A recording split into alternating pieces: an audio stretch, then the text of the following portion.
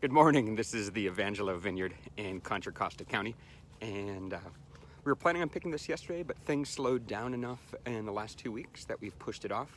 So taking a big sample here this morning. The flavors that we have out here right now are super deep, dark, intense, and stylistically, if we wanted to pull something with a little bit more freshness, brightness, yeah, we could pull it, but I feel like that would be more of a winemaking decision versus a vintage decision out here.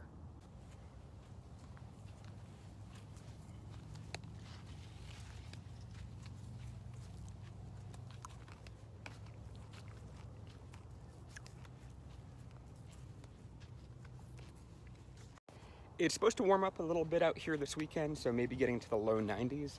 So again, we'll keep an eye on it, but we've got a big sample and we'll see if it's going to come off sometime early to mid next week.